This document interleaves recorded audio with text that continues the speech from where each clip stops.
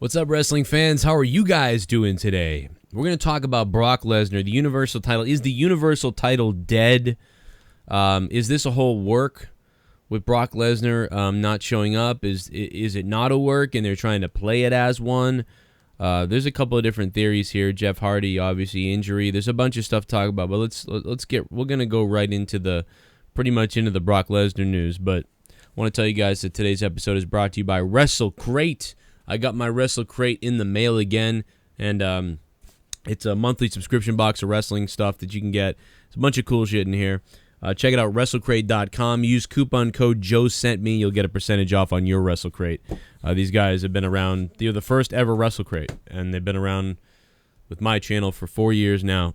It's been great. Check them out. Joe sent me is the coupon code. Show them some love on Twitter. They're also in the UK. Look that up as well. But yeah, let's get into the Brock Lesnar. Jake, where do you want to begin this? I'll begin anywhere. Yeah, I mean, basically, the original plan was that Roman Reigns was going to win the multi-man match in Extreme Rules. Then the multi-man match was canceled, and the universe wasn't sure if it was kayfabe, just strictly storyline, or the fact that Brock isn't actually going to compete at, the SummerSlam planned pay-per-view in August.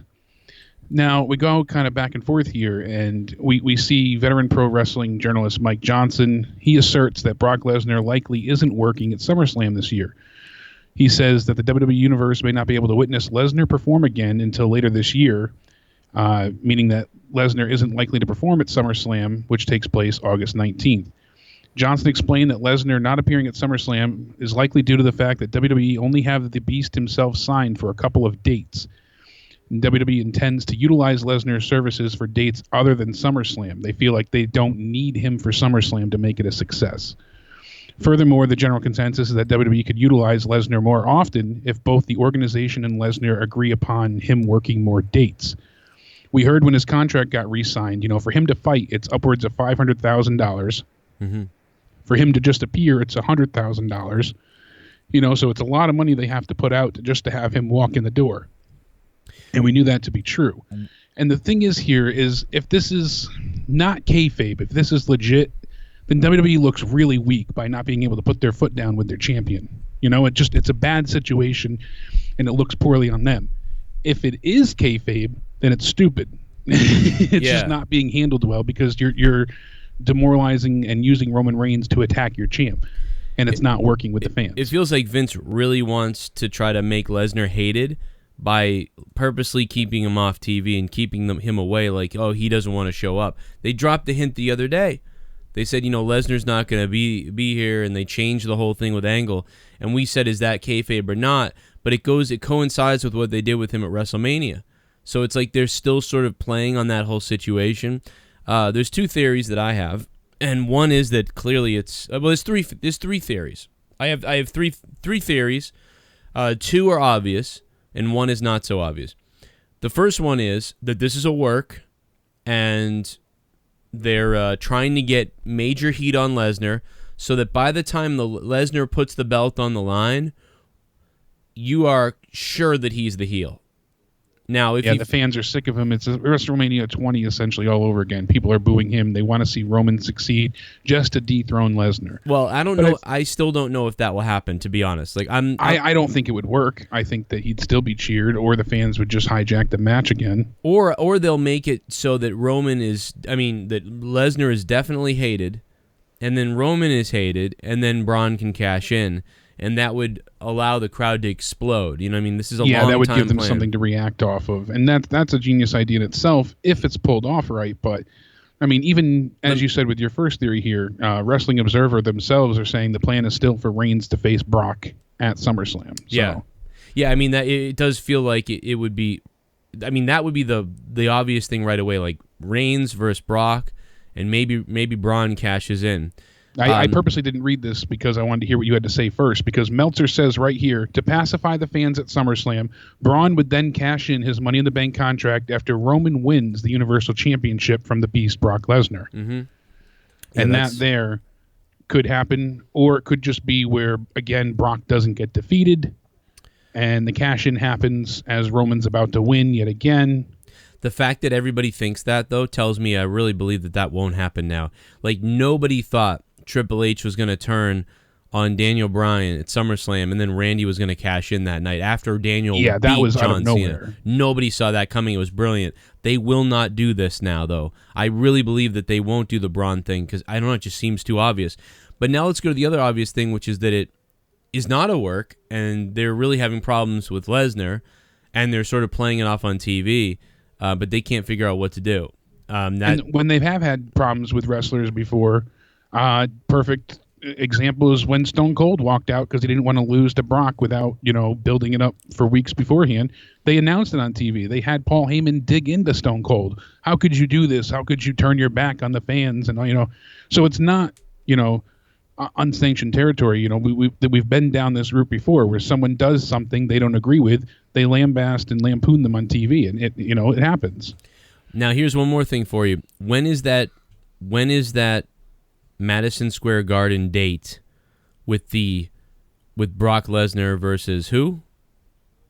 Or isn't he at Madison Square Garden? Yeah, Undertaker's at Madison Square Garden definitely, but we don't know who Undertaker's facing. No, we don't know who Undertaker's facing. That would be that could be a wild thing if. Undertaker. So yeah, we don't know who the Undertaker's opponent yet for the upcoming Madison Square Garden show. But the last time we saw Brock at MSG was when he had the triple threat with Kane and Braun Strowman. It was over in really quick fashion. Remember the fans were kind of upset over that? Yeah, it was like a waste. Yeah. Basically, he just got his paycheck and left, as they said. Imagine if they had Brock versus Undertaker at Madison Square Garden, and and Undertaker beat Brock at Madison Square Garden. Yeah, right? If that was on TV, at least. If it was on the network, it'd be crazy. That would be incredible. Yeah, we also saw him face Big Show, remember? And that was really, really quick as well. We also are getting the show, July 7th, and that's the one the Undertaker's advertised for. Same thing with Ronda, so... Yeah, she'll still be suspended at that point in time, but it's a week from now, and really? So that she's won't set to be there. That will not be on the network then, obviously. No. The Undertaker, Roman Reigns, Braun Strowman, Kevin Owens, Baron Corbin, and Elias.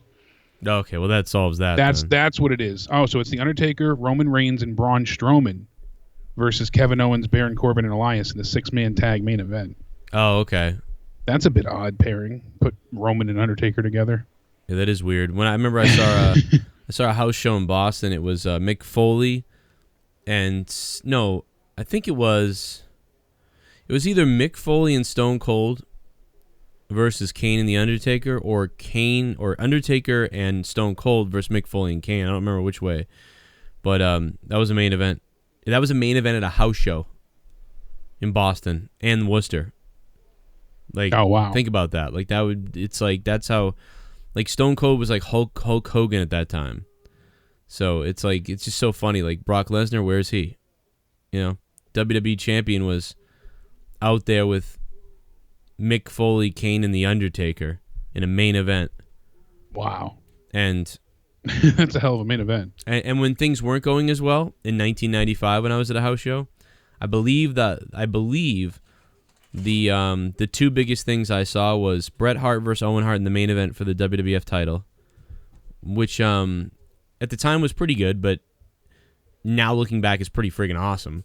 But at the time it was like, wow, it's about all that's going on. But the champion defended the belt in the main event, and you had Shawn Michaels in a 4-man tag earlier in the night, and I enjoyed that because I was a big Shawn Michaels fan.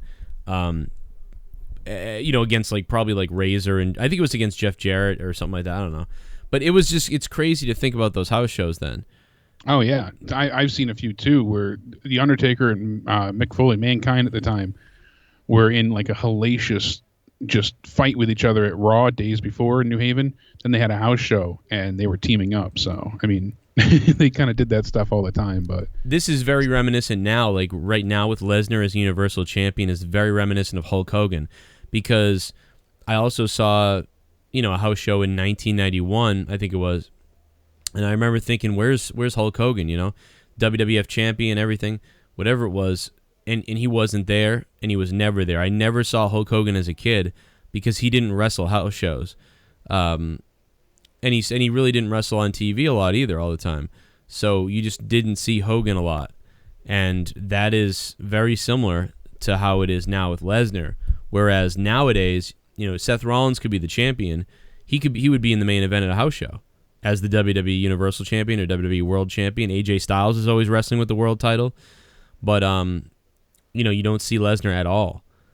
And it's very similar to those days when Bret Hart would wrestle Owen for the main event, and the Intercontinental Champion would be out there, and everybody. And the Universal belt just feels.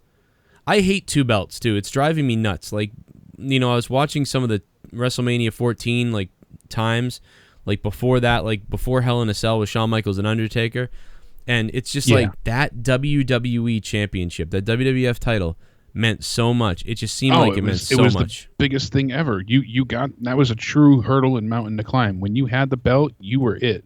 Everything Austin did was to get the belt. That's what made his entire feud with McMahon worthwhile, because he wanted to be the champion. Well, it wasn't just because he wanted to topple the authority and all that. A lot of the times it came down to the fact that they were screwing him out of title opportunities, or having him defend it in weird segments and opportunities. I see. That's where I would say I actually think, and it's true, that is true. But the crazy thing about Stone Cold was there was the story. You could have done that without the belt because the story was so absolutely. huge. It wasn't needed. But it was on top of it that, oh my God, the belt means so much too. Nowadays, the stories suck, so it doesn't matter that much. And then also, the belt doesn't seem to mean as much, so you don't really care as much about that either. So both of those things are just way down low, and pretty much all you care about is how the match was booked and was the match good to watch. Those are the two things you care about. It's like the title is kind of secondary, other than a way for fans and people to think, does he deserve that? It's just so different. It's so cynical now. It's unbelievable. Even from younger fans, it doesn't feel like the belt means that much. And it always feels like they start meaning more, like the United States title started feeling like it meant more, and then they kind of killed it, and then Cena tried to save it again, and then they killed it again. And now that Jeff's injured, Nakamura couldn't make the match, that belt feels kind of crappy. The IC belts, although I liked Dolph and Seth, and I kind of like what they're doing with them, it felt like Dolph should have had to chase the belt a little bit more, and then won it by nefarious ways, and then the story would be Seth getting it back, whereas opposed to right away Dolph wins in a weird way. That kind of devalued the IC belt. Me. Yeah, that took that belt a step back a little bit. They didn't need to do that. Especially when Dolph went ahead and had no motivation to keep the U.S. title months before. He wins it, he discards it and throws it away like it's a piece of trash. And then he goes ahead and now wants to fight for the IC belt. His motivations were really, really iffy on that one. Yeah. And they could have, again, like you said, it's hard to step into booking, you want to see where they're going to go with it. But I was really upset that someone like Elias, who could have gained a lot from a title win on a pay-per-view, gets nothing, but the next night on Raw, an open challenge, gets accepted and causes a loss when it was an unestablished feud. At least Seth and Elias had their feud for weeks being built up. So if he took the belt, it wasn't their first interaction, in quite some time, and it would have made sense storyline-wise. What would be nice is if Elias were to start saying something like, "Who wants to watch Elias walk with the IC championship?" You know what I mean? And he started talking about how good the IC belt would look over his shoulder as he plays guitar in front of a sold-out audience. And then, at some point, way later, he wins it. And then sure enough, that night on Raw, he's got it draped over his shoulder while he's playing a song. That type of stuff would be That would have been big. excellent. Now, not yet. I really like that they held it off a little bit with him, but I don't really like how they did. Yeah, I was okay with him not winning. It was odd, especially because we're not likely going to see Seth move on to face Brock. Wasn't that the match of the pay-per-view too? Wasn't that? Yeah, it really was. It really was for Money in the Bank. See, Seth, Elias is a little bit like The Miz, because Seth Rollins is having such good matches with people. I don't think Elias would have the best match with most people. He's kind of like a Miz. He's in the ring, but he delivers, but he's usually not the best of the night. Right, but Seth Rollins, he pushes people. Man, Seth made made him look great, and he made Miz look great too. The Miz had a really good match with Seth, and it takes two. Like it's kind of like negative and positive. It's not a jab at Elias or the Miz because they're both. But they elevate each other. Yeah, they just the chemistry, because you could find another guy like Seth who's like really good, and you could put him in there, and they could do all these crazy things, but it still actually might not be as good of a story as Elias or the Miz. Not every time. So I'm sure AJ and Seth could probably do something above all that, but it's just it shows you like that's good news. Like you've got good chemistry with both of those guys, especially with Elias, because they could do something down the line. I seriously, Seth has good chemistry with Dolph, I think, and with McIntyre in that situation. I like what they're doing, but when I saw Seth take a look at Drew McIntyre, they stood at each other's face and stared each other down. I was like, wow, man. Imagine if Seth was the champion. Like, imagine if Seth was the Universal Champion and he had to get past Dolph, but then Drew McIntyre was coming after him. Like, it would be actually fun to watch that stuff, because I don't know what it was, but their chemistry when they looked at each other and the way Drew can sell for a big guy.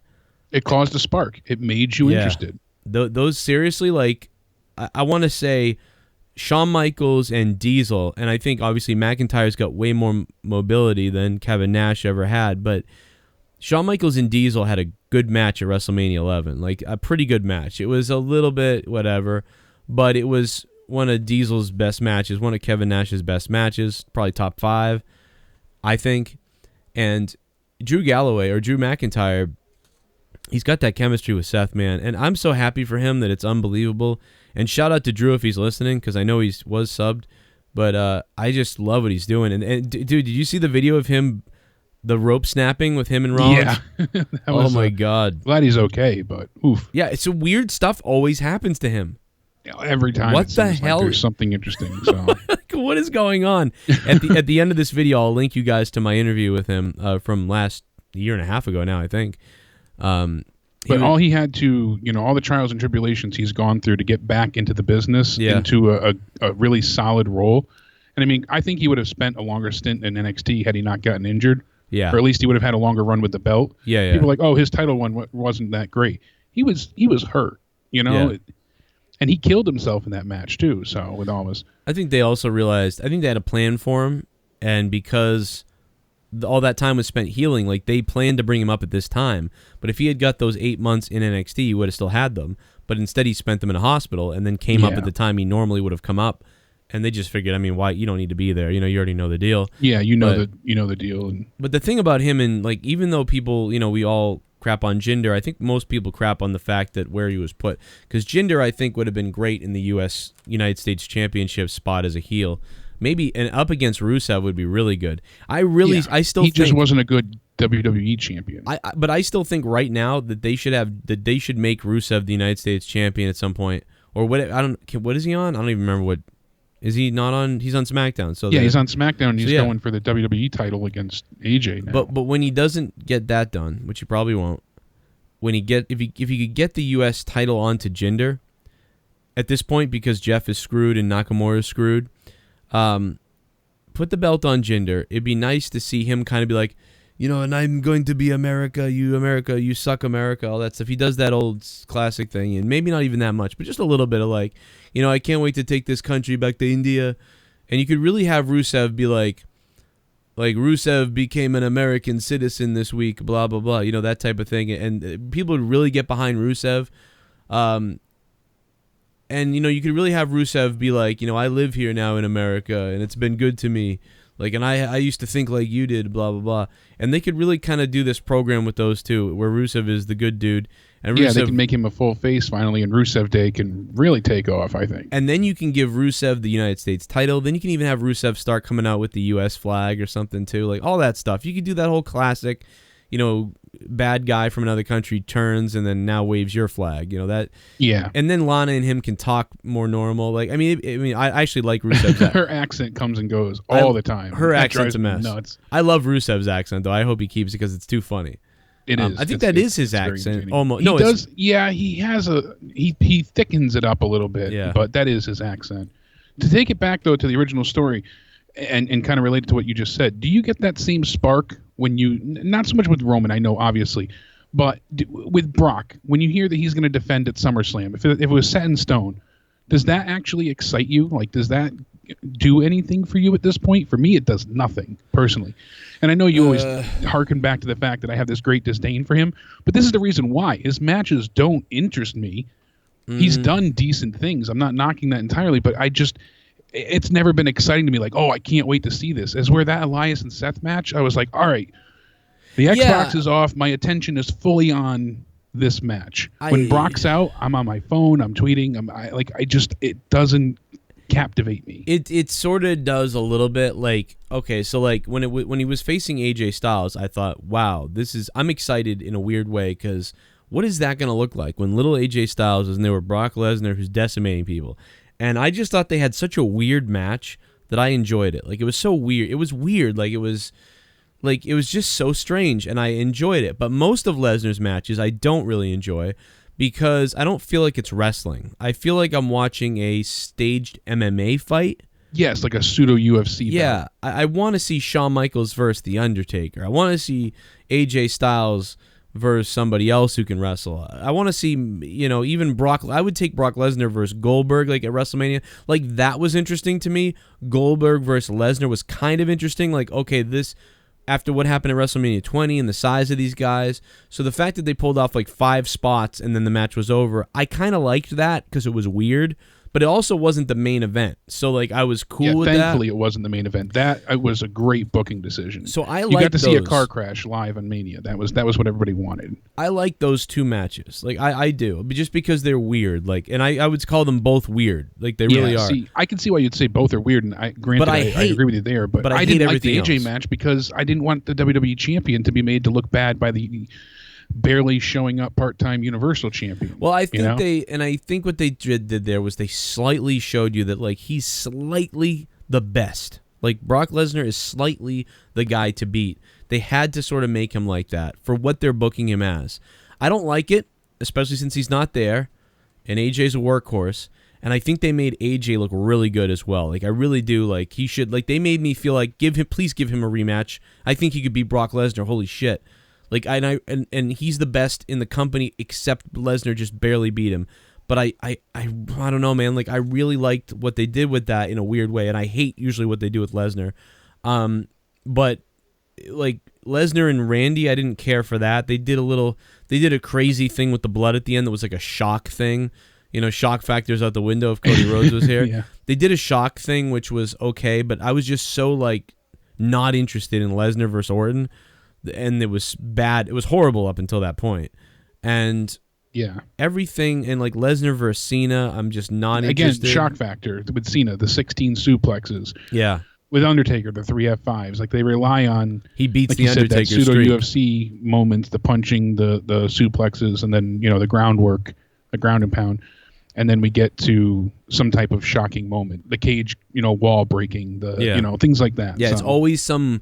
But right there, you asked me like what I think about Lesnar. Right there, like, there's some negatives and positives with Lesnar, and why I was excited for AJ and why I've been excited for some other people to wrestle Brock is because I know that it seems like every time Lesnar's in there in one of those events, like for the 3rd or 5th time a year, something whacked out is going to happen, and that's why I'm slightly excited, but when it comes down to it, I'm also very disappointed because I feel like I'm being like, they're giving me some kind of cheap gimmick of an MMA fight where I want a wrestling match. And I know that they say, yeah, well, we give you tons of wrestling matches before that, but now we give you this amazing entertainment factor. I get it. But you know what Brock's capable of. We know he can deliver 5-star matches. Well, yeah, I don't think... See, that's the thing is, again, I don't think he's not that agile anymore. He's not... Depending on who he's working with, I think he could give us at least a really, really good 4-star, wow, that was impressive match. Well, what was his bet? Like, I mean, I watched that AJ Styles match a million times. I think it is exciting to watch. Like, I like exciting because it's so weird. Yeah, and AJ me, really sells. I need a lot of I'll put it honest. Like, I need a lot of coddling to get into it at times, and I admit it. Like, I need framework and storylines and not believability. Like, people say, I've heard so many people say, "Oh, I don't believe Daniel Bryan can beat anybody. He's too small." See, that does nothing for me. That's not an issue at all. Size in that sense doesn't matter because the heart can overcome. That's not what I'm getting at. But I need not just their storyline motivations either, but with the booking aspect too, going into all of this past 2-3 years with Lesnar, knowing that he's not going to lose beforehand, immediately just takes me out of the event. Well, I don't, and that's like the huge issue for me. Like, when I watched that AJ bout, I couldn't get into it because I knew AJ didn't have a chance to ever really overcome. The thing about that one is what they did was exciting to me. Like, it didn't even matter that AJ lost to me, which is weird because I love AJ and I would love him to win, but yeah. I just really, dude, like, I'm telling you, I really liked what that match. It seemed like AJ got the shit kicked out of him. No, like, he did. I honor work ethic so highly, and the fact that you have the WWE champion losing in such a fashion. I'm a stickler for when they don't come out second. But Lesnar worked in that match. Didn't you think Lesnar worked in that match? I thought that. Yes. No. I told you that when we had discussed this a few weeks back. Remember that it was like with Dean. He didn't. It's like Brock Lesnar didn't give a fuck that he worked with Dean at WrestleMania. But here he was with Orton, with Cena. You barely got anything out of him. With AJ, yes, you did. Now, if you could have taken the buildup of the John Cena buildup when Brock first came back and he kicked Cena's hat after he F5'd him, then he said, "Yeah, there's something running." Like, it was piss is running down his leg. Like, if he had done that type of work with AJ building up to that match, me, I would have been. That would have been my favorite Lesnar match, almost of all time, like your top 3. And that would have helped because there was no real interaction. They spoke to each other from different shows, and there was no. It was you're here, I'm here, let's do this. Like, that's exactly what it was. It was like, hey, that's exactly it. You're the champion, I'm the champion. It's just gonna happen now. Yeah, I wish they went a little bit further out of their way to make it seem more so like AJ really stood a chance, but yeah, he could have done a little bit more, made it more personal, and they could have done a lot of things. I think not a bad match by any means, but it didn't win Lesnar over for me at all either. In many ways, well, it didn't win me over with him, but I mean, it made me at least like if you told me all the matches that we've been talking about with Lesnar, Cena, Randy Orton's, everybody through the list of everything, Undertaker, everybody. AJ Styles versus Brock Lesnar, in my opinion, was the best match. Oh yeah, no doubt about it. But see, it's the best one we've gotten from him since I think his return. Like, that was entertaining. If that was at WrestleMania, like, I would give that match for him and for everything. And by the way, the closest second to that might actually be the match with Roman where Seth cashed in. Because, and I don't like Roman, but at the end when Roman came back. And Roman started delivering those Superman punches to Lesnar, and he was like falling into the ropes and stuff.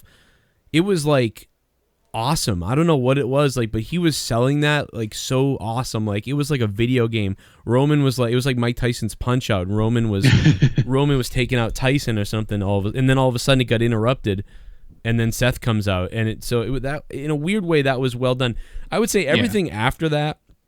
Everything after that, with mostly with Brock and with Roman, it was garbage. Up until what I considered to be I think an 8 out of 10 match with Lesnar and AJ. I'm gonna go back and watch it again, but I just watched it like a week and a half ago, so that's why. Oh, really? Okay, yeah. See, I would get. Yeah, because we were talking about Lesnar, and a few people other brought up different points. So I wanted to go back and see it again at Survivor Series, and I should specify, not from Lesnar's return, but from his Universal Championship reign. Him and AJ definitely had the best match because we've seen okay stuff out of him with CM Punk and Triple H, but he was not booked in the same regard. Then he could lose. He lost to Cena at Extreme Rules when Cena just lost to The Rock. So people thought Lesnar, here he comes, hasn't been in the business for years, and we're gonna see him destroy John Cena, and they bloodied each other, and then Cena got the win, and it was really just wow. Super Cena yet again. So, but now, Lesnar it's like betting against the Globetrotters, that joke.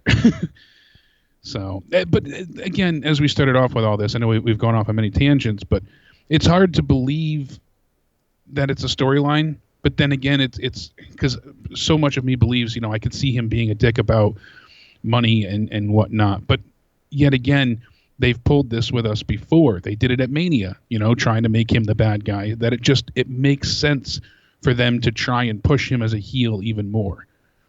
Right. I really think we will see him at SummerSlam. And he'll probably retain the title until Mania. Yeah, it really feels like, because I mean, God, I've been saying this for, I think, 4 years now, maybe 3 years. I've been saying this, if you've been here, that like none of the new young superstars have ever beaten Lesnar. Now, at the time, I said nobody has beaten Lesnar, but it was okay for Undertaker to kind of do it because he's a veteran, and it was kind of okay for Goldberg to do it because, again, he was a veteran coming in from the outside. But none of the current real everyday wrestlers, superstars, have beat Lesnar. And 3 years ago, I think it was, I thought Daniel Bryan was going to do it. I thought when Roman beat Daniel Bryan that time to go on, and before Bryan was gone forever, I thought they were going to build Lesnar, and that's why Lesnar beat Undertaker. And I thought they were going to build Lesnar just like they're kind of doing now, but only for a year. And then at WrestleMania, we would have Lesnar like shaking in the middle of the ring after Daniel Bryan did something, and then Daniel was going to hit him with that running knee to the head and take out Lesnar the way he took out Cena almost, and Lesnar sell the hell out of it. And then, oh my God, Daniel Bryan beat the unbeatable Brock Lesnar and becomes the champion.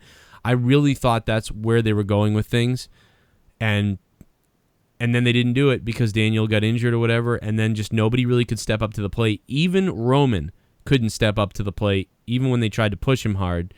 And so I still think they're waiting to pass that torch to have Lesnar lose. Now, I would be concerned if Braun cashes in on Lesnar, because that kind of, again, gets Lesnar out of free card. He really hasn't... Yeah, he gets out of jail. Yeah, like... I really hope that somebody beats Lesnar legitimately. And then the cash-in And then happens, the cash-in could happen. Exactly. See, the thing that makes me... Not that same night either, by the way. It doesn't have to happen the same night. Just let somebody... Like Daniel Bryan beats him. But it's also too bad because it would be kind of cool if Braun beat Lesnar one-on-one. But we've seen that and Lesnar's won. But a briefcase win would be not as good. But anyway, go ahead. Yeah, and the thing is now, UFC 226 has a super fight. In the heavyweight bout, we got Steve Miocic taking on Daniel Cormier. And the two of them, this is going to be a huge fight next Saturday. I'm excited for this one. And I know Brock originally, possibly, tentatively, wanted to take on the winner of that match. Right. Now, he would still have to go back into the anti-doping agency, testing pool. Yeah. And then he'd have to serve the remainder of his UFC 200 steroid test failure suspension because it was frozen once he announced that he was retired. Right. So they ended that, not ended, but paused his suspension. So, but there's a lot of, professional wrestling experts that believe Lesnar is likely to stay with WWE. But then again, a lot of UFC fans and experts feel like he would want to face still the winner of this match. So he would be able to go back into the doping, testing pool. Interesting enough, this is now the third time, too, leading up to his next match, that he could go back to the UFC talk happens again. Yeah, but this one is not out of left field like some others I feel have been. I don't know, the last one was pretty crazy, too. Yeah, this one really makes sense with him calling out a while ago saying that, this is where he wanted to return, and this is a huge super fight. So the winner of this would go on to face Brock. Could be a real possibility. We know he wanted to go back again. He's said it before, so yeah.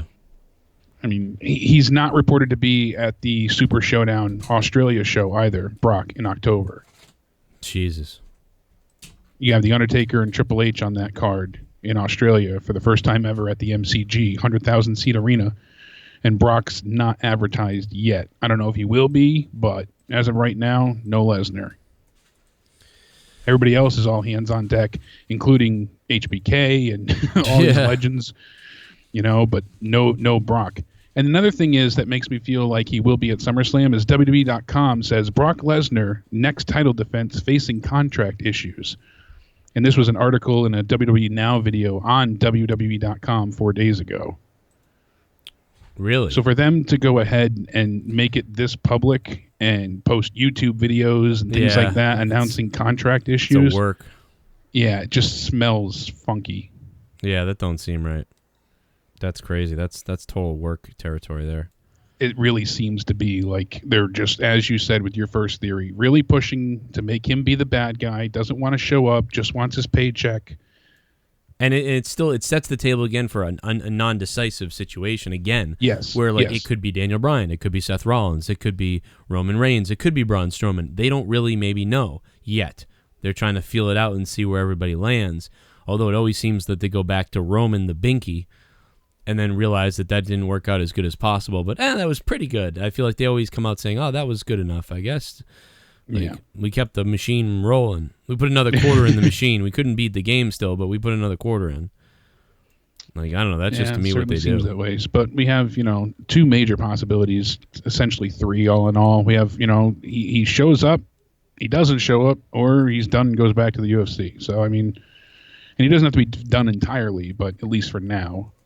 And it's interesting how they would handle that. Yeah. Regardless of how they handle any of it. It's just unfortunate that it feels like the main title on Raw is hijacked at this point rather than revered or praised. Never defended. I think they are still going to grow. It seems like based on what we're hearing and stuff, that they are going to still continue with this sort of story of, the contempt for Brock Lesnar, and he hates you fans. The unwillingness to compete. The scary thing though is that, Roman is reiterating a lot of this stuff, like this sort of, he's the one saying like he hates you guys, like he blah blah, and that's sort of the scary thing, because if you want it to be Seth that takes on Roman or somebody else like that, then that's not good news, because it seems like Roman's the vocal one still talking about how Lesnar doesn't show up. It's not somebody else, where you would want it to be somebody else. So yeah, that's the truth. I'm kind of worried there. But anyway, I guess anything else? We ended up turning this basically into a mini state of the WWE. Yeah. Well, actually not mini, but yeah, I'm already going to mark it that way. So there we go. Yeah, people love it. Just in Vince McMahon's financial commitment and investment into the XFL, is revealed, and my God, it is staggering. Joe, we originally thought, because he took out so much stock, that he was only doing around a little over $100 million.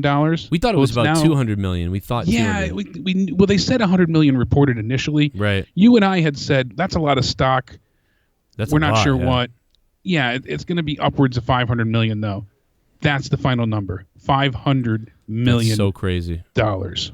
That's crazy. So for all the people that feel like, oh, Vince, could he, go back to the XFL full time?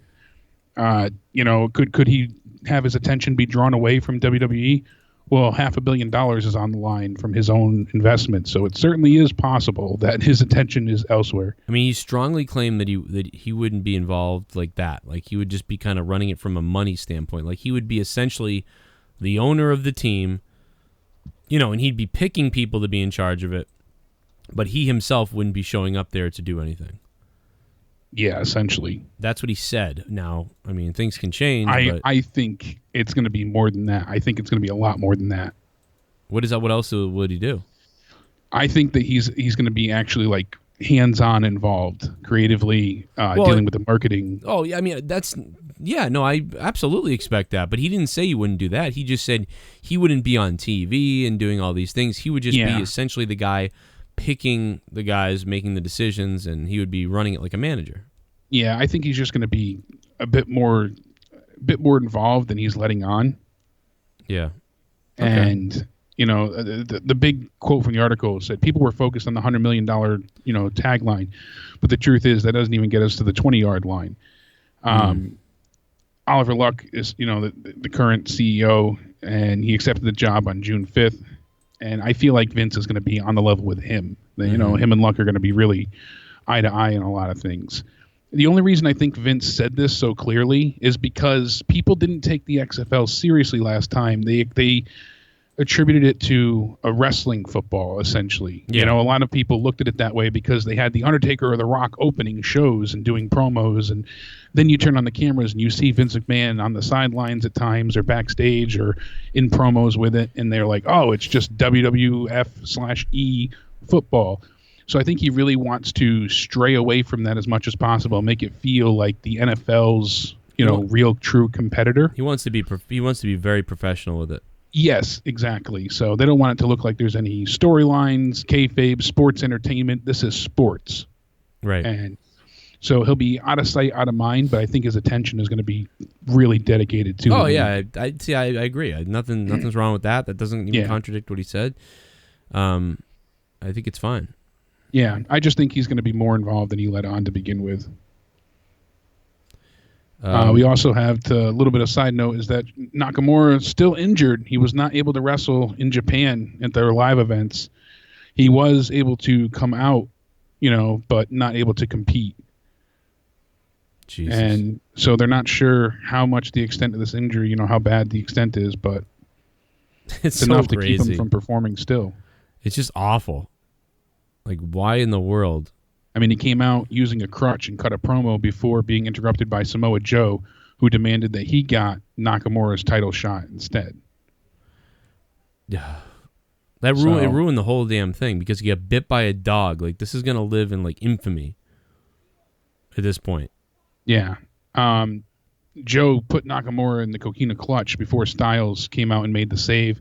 The match was set, though, and Joe took on the Phenomenal One with Styles retaining the title. So they did that just to have, because it was supposed to be Nakamura versus AJ Styles for the WWE Championship. Yeah. And they had to do something, so they got Samoa Joe out there, and he was still able to be put in the clutch, but he was walking with a bad limp and on crutch. So, my God. Yeah. Like you said, too, it's just so detrimental and such a bad time. Of all things to happen, it really hindered this week's SmackDown. Who would think the guy would get bit by a dog as he's about to go to Japan, and then he's from Japan, and then he's in the middle of a championship match, like one of the top built things on SmackDown, just unbelievably ridiculous. Like somebody else couldn't have gotten bit by a dog. It was him. It's unreal. Yeah, of all people, it's got to be Nakamura. It's the worst person it could have been, except for maybe AJ Styles. It could have been AJ Styles. That would have been bad too, but this was really the focal point of what was going on SmackDown. And where has Joe been? He's been non-existent either. Yeah, so the guy that they haven't built, but he's there, so now they just, I guess, they swap places with him and everything. But yeah, I mean, Jake, anything else that you want to mention? And I'm pretty much done, too, with everything other than getting ready for Raw after this colossal failure of a ratings week for WWE on USA Network. Not that they care. Yeah, everything now is just building to Extreme Rules. So hopefully they start announcing some stipulations. That'd be ideal at this point in time for your Extreme pay-per-view, so we don't have another non-extreme Extreme Rules. And also, real quick, I forgot to plug it. I was supposed to mention at the beginning of the show. Monetize This tonight is back on Corrupted. It's back over on Corrupted YouTube channel. You should get the alert, but make sure you're checking out youtube.com/Corrupted Podcast tonight on YouTube. That is where Monetize This will be. It's a Himmel Champ's birthday. The Himmel Champ will be in the house, and it's his birthday. My birthday was yesterday, so he wants to have a double birthday bash tonight on Monetize This. So that should be fun. Jake, if you want to come by, come on by. I will certainly try. Yeah, millions of years ago, the Big Bang happened, and then the Himmel God was formed. And then he rained cash down on all of us. Now we celebrate the day of his creation, live on Monetize This. It's going to be fun tonight. I got to also say thanks to Tyler for becoming a $25 patron. If you guys can become a patron, these videos, these podcasts are made possible by your live donations and also by your becoming patrons, which is usually going to get you about 6 to 8 hours of bonus content a week. There's a ton of content on there. If you've missed Patreon for the last week or two, get on Patreon, get the app, patreon.com/Joe Cronin Show. Download the app. You can download tons of podcasts on there and stuff that we do that you can't hear here, but also you're supporting the channel, so it's not just a fund me place. $5 a month, you get a bunch of stuff a month. So It's a good spot if you really love what we do here and you have a couple dollars that you can drop a month for that. So please check out the Patreon, and we'll be giving people shout outs tonight who are new patrons tonight. And if you're somebody on there who has rewards, or you're in a tier or something like that, make sure you let me know. You know, if you haven't done a podcast with me, or you haven't done something with me that you wanted to do on there, whatever it is, let me know. Corrupted Podcast will be on Saturday night as well. And that's it. If you like this video, leave a like down below. If you have a comment, please leave a comment down below. We'll try to maybe respond to some of the comments here. I'm going to be doing a new show where I do just respond to comments. I grab a comment and I respond to it, make the videos on that. That's coming out. And yeah, I'm gearing up for Monetize This tonight over on Corrupted. Make sure you remember that. Go to it when you see it pop up later on. Set the timer, get ready, and we'll have some fun tonight. And hopefully you guys will have some fun too. Thanks for listening. Hit me up on Twitter at Real Cronin. It's the new Twitter account. Remember, at Real Cronin. Hit me up on Instagram. Now I can make 10-minute videos on Instagram because of the new IGTV app on Instagram. So check that out as well. Instagram.com/Joe Cronin Show, or just look up Joe Cronin Show on the Instagram app. And check out the 10-minute videos that I will start doing, at least a weekly 10-minute video on Instagram, just for starters. And Facebook.com/Rage Internet Radio. Like us on Facebook. Facebook.com/Rage Internet Radio.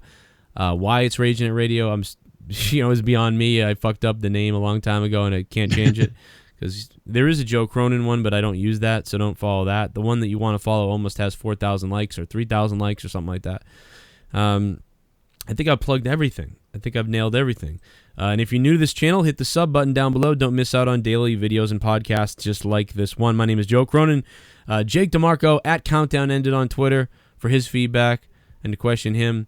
At Real Cronin on Twitter for me. And we'll see you tonight from Monetize This. State of the WWE episode 107, 5 years running. Feel free to go back and listen to some of the old episodes. Those are pretty good too. And if you really want to listen to something and you're dying and you never heard Remembering WrestleMania, go look up Joe Cronin Show Remembering WrestleMania Parts 1, 2, and 3 with Justin Bailey. It was a really fun podcast, and I strongly recommend that if you're really bored. Or something on my Patreon. All right, goodbye. We're really leaving this time. Here's some videos that you might have missed. They're popping up on your screen now, hopefully. So check these videos out. And on the bottom right, check out Patreon. On the bottom right, click that button. You'll go right to the Patreon page.